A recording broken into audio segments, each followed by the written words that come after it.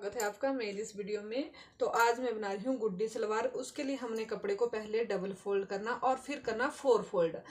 बंद वाला हिस्सा अपनी साइड और खुले वाला हिस्सा दूसरी साइड। अब यहाँ से खुले वाले हिस्से की तरफ से हमने इसका पोंचा रखना है। तो पहले मैंने कपड़े को एक बराबर कर लिया है, इसमें मैंने लाइन लगा दी। फिर जितना हमने पोंचा रखना, मैंने 2 इंच का रखना है, तो 2 इंच से थोड़ा ज़्यादा, जैसे कि आपने इस तरह जो भी आपके पास पेस्टिंग है उसको माप लेना। जैसे मेरी पेस्टिंग इतनी है तो इसको इतना आधा इंच मैंने ज़्यादा रखा और यहाँ से फिर मैंने मार्किंग की। तो जैसे मेरे पास सलवार 36 है तो 1 इंच ज़्यादा रखनी है, इसकी 37 रखनी है, क्योंकि यहाँ से फिर नहीं तो ये उठता है। अब हमने क्या करना है, यहाँ से इसको 1 इंच बाहर निकाल के ऊपर रखना। अगर 37 रखनी है तो 36 और आधा इंच फालतू रखना है, जो उसमें इसमें ऊपर जो है बेल्ट लगेगी और इलास्टिक डलेगी। तो यहाँ पर रख दिया मैंने इसको 36.5। यहाँ से भी मापा, इसकी ये सिर्फ इसलिए मापना कि इसकी सीध के लिए, तो 36.5 यहाँ से भी रख दिया मैंने। अब इसका जो पन्ना है वो है 20 इंच का। तो जिनकी ये सलवार है उनकी हिप है 21 इंच, तो उसके हिसाब से ये बहुत है। अगर कोई हैवी साइज की लेडीज है उसके लिए यहाँ पर फिर मैनी डलेगी।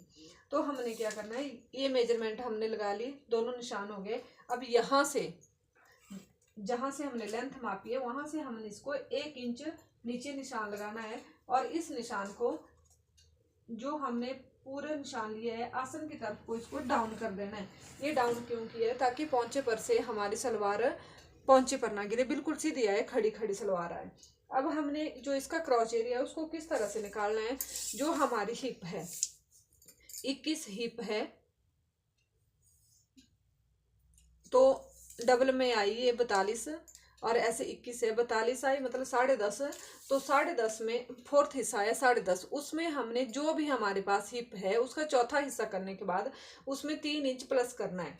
3 इंच प्लस करने के बाद जो इसका मेजरमेंट है उसको निशान लगा देना। तो मेरे पास है 13 इंच का। अब यहाँ से हमने ये निशान लगा लिया। अब इधर से हमने इसको 2.5 इंच का करना है। ये कर दिया हमने 2.5 इंच का और ये लगा लिया निशान ऊपर इस तरह से। अब 2.5 इंच का माप लगाने के बाद इसमें इस तरह से निशान लगा लेना हमने क्रॉच एरिया का।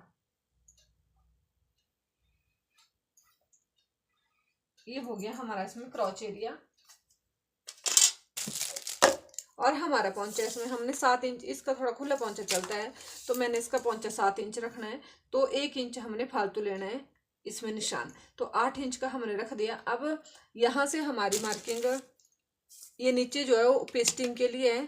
अगर आपके पास कपड़ा कम है तो हम इसमें पेस्टिंग अलग से भी, कपड़ा अलग से भी ज्वाइंट कर सकते हैं। अब हमने इसको लेग शेपर की हेल्प से इस तरह से मिलाना। ये मिला दिया हमने इस तरह से। जो हमारे पास कपड़ा फालतू है उसकी हमने पहले कटिंग कर लेनी है, जहां से हमने इसको एक बराबर किया था। ये कटिंग कर ली।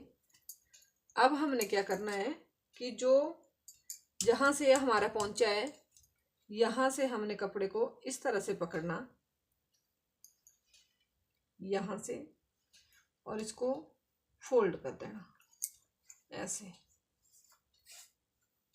फोल्ड क्यों किया ये मैं जब काटूंगी तब बताऊंगी। और यहाँ पर हमने लगा देनी प्रेस इस तरह से। प्रेस लगाने के बाद हमने इसकी कटिंग कर देनी है। जो जो हमने मार्किंग की है उसी पर हमने कटिंग करनी है, लेकिन ये सलवार हमेशा 1 इंच बढ़ाकर ही काटनी है और यहाँ से इसको डाउन करना है 1 इंच।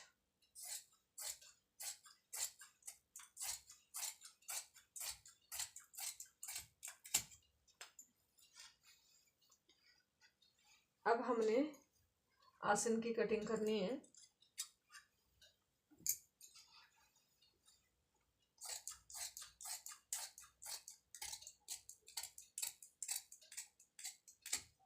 ये हो गई हमारे आसन की कटिंग। अब हमने इसको यहाँ पर हमने इसमें कुटके लगा लेना, जहाँ पर एक क्रीज वाली सिलाई है इस तरह से। अब इसको हमने इस तरह से क्यों काटा, क्योंकि जब हम इसमें पेस्टिंग अटैच करनी है तो इसको इस तरह से जैसे हम फोल्ड करेंगे तो इसके बराबर आया ना। अगर हम इसको ऐसे सीधा काट देते तो इस तरह से कम हो जाता, इसको हम इस तरह से भी काट सकते हैं, लेकिन ये जो मेथड होता है इससे बिल्कुल एक बराबर आता है। इस तरह से आप प्लाजो में भी कटिंग कर सकते हैं, जैसे कि हमने प्लाजो में तुरपाई करनी हो तो बिल्कुल एक बराबर आता है। अब हमने क्या करना है, जैसे ये दो हिस्से हमने अलग कर लिए आसन के, एक पे हमने बैक लिख देना है और एक पे लिख देना है फ्रंट। जो हमारा फ्रंट वाला हिस्सा है, ये है हमारा फ्रंट वाला हिस्सा, इसको हमने पिछले वाले से 1.5 इंच कम कर देना है इस तरह से, और इसको जहां से हमारी क्रीज लगी है वहां से इस तरह से इसको डाउन कर देना है, और फिर इसकी कर लेनी कटिंग। क्योंकि जिस तरह से प्लाजो में हमारा एक हिस्सा छोटा होता है एक बड़ा होता है, उसी तरह से हमने इसमें भी एक हिस्सा मतलब बैक वाला बड़ा करना है। अब देखो यहाँ से